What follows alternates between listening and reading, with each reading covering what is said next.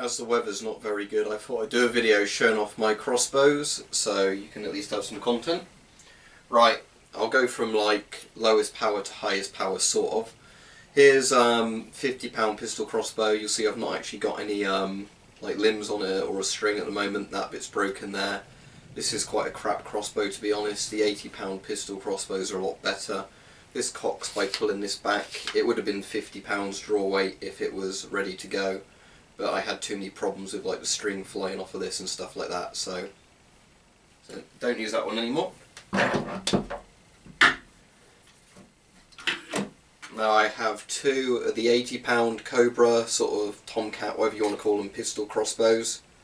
They're self-cocking, so they've got this little handle at the back.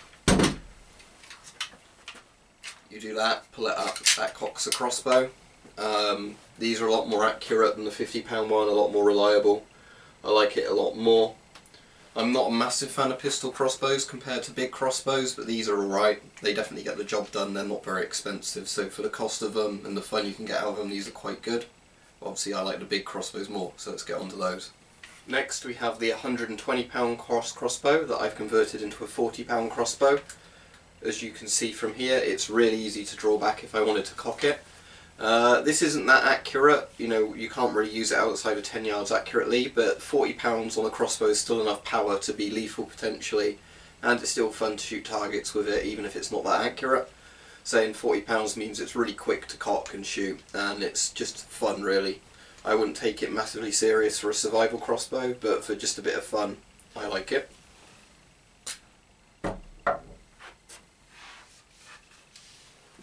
Now this is probably my current favourite crossbow. It's a £150 crossbow that I've converted to £105.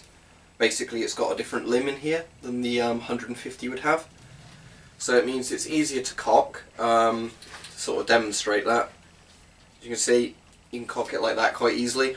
And £105 is a really nice sweet spot for something that's quite accurate for 10 to 20 yards. Sort of obviously has enough power behind the bolt to be lethal if you needed it to be, but also, you know, it's quite accurate, as I was saying. It's not too difficult to cock. It's not going to wear a string down too fast at that power, so, you know, this is a good all-round crossbow. I've just got the iron sights on that because they're good enough. I'm not going to be using it at massively long range. So this is just very practical, very good to use.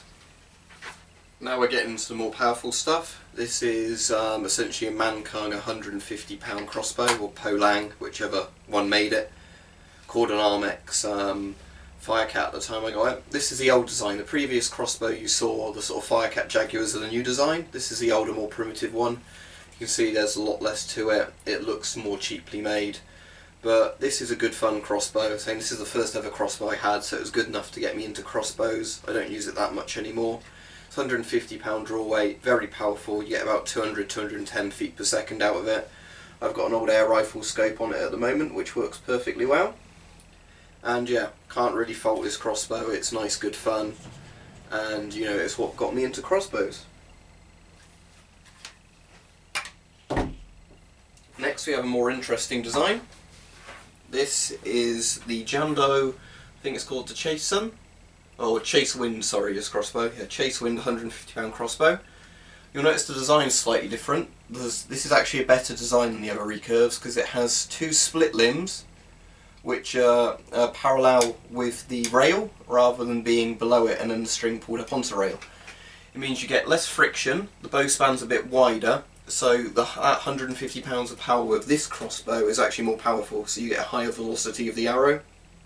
So, or the bolt, it shoots faster and it's slightly easier to pull back because it's a wider limb, but it's mostly that you'll get a bit more power out of it and less friction. I've put my vocal scope on here now that was on the air gun because, as I said on the other video, that vocal scope was getting, you know, misaligned by the air gun recoil, so I've now put it on this and we'll see if that's any good. Now we're getting to the really powerful stuff. This is the Jaguar £175 crossbow. Basically, if you saw the other ones earlier in the video, the other Firecats, this is basically that, but £175 or the £150. So the Firecats, the £150 ones, the Jaguars normally the £175 ones. exactly the same crossbow, except this has more draw weight, an extra 25 pounds, which gives the crossbow about an extra 40 feet per second velocity on the bolt. Apart from that, identical width on the bow, and you know, just harder to pull back, but then more powerful when you shoot it. Now I have the really monster powerful crossbow. This is the Mankung 400. Now basically, Blades and Bows sent me this for free, which I'm very grateful for, to review, and I really like this. I probably wouldn't have bought a compound crossbow sort of at this price range unless I'd been sent one for free. I might have got one eventually, but now this is very powerful. If you want absolute power, compounds are the way to go. This is £175 and a compound. It has a longer draw length than the other crossbows, power stroke, so the string goes further back into there, and the cams and everything on the compound mean it has a lot more power. So this shoots at about 360 feet per second, so that's over 100 more than the other £175 crossbow. So that compound gives it loads more power. It comes with a pretty good scope on this. I really like the scope. It's a fixed zoom 4x32 scope, and it's got an illuminated reticle if you wanted that on, but most of the time when I'm shooting in daylight I wouldn't need that.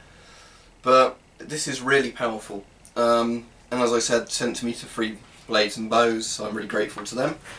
And that's another point, is pretty much every crossbow I used in this video you can get on Blades and Bows if you're in the UK, so I'll put a link in the description to them. And yeah, that's my pretty big crossbow collection.